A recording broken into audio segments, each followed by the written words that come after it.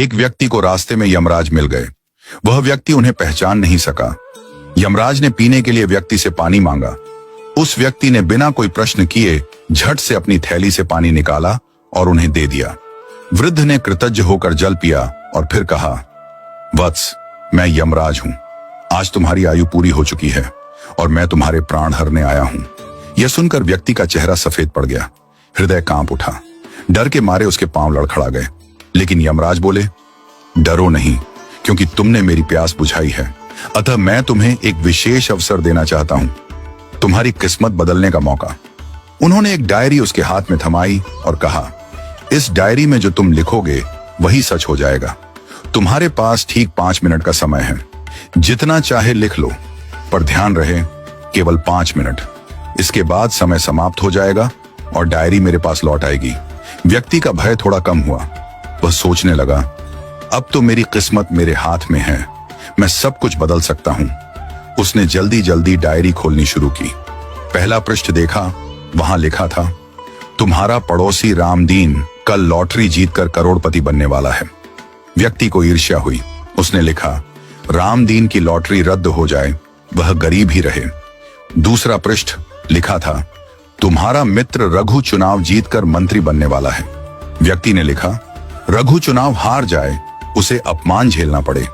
तीसरा पृष्ठ, तुम्हारा छोटा भाई विदेश जाकर बड़ा व्यापारी बनने वाला है। व्यक्ति फिर लिखता है, वह कभी विदेश न जा पाए, नौकरी के लिए भटके।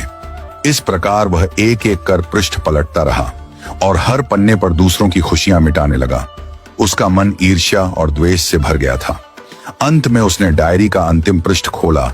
यह उसका अपना पृष्ठ था, जहां लिखा था, अब तुम अपने जीवन का भविष्य तय कर सकते हो।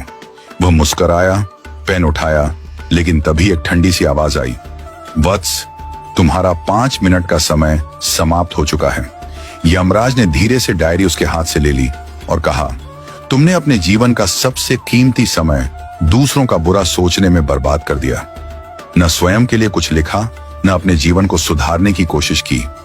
यह अवसर तुम्हें ईश्वर ने दिया था, पर तुमने अपनी दुर्बुद्धि से उसे खो दिया। अब पछताने से कुछ नहीं होगा। व्यक्ति फूट फूट कर रोने लगा। हे यमराज, एक मौका और दीजिए, बस एक बार।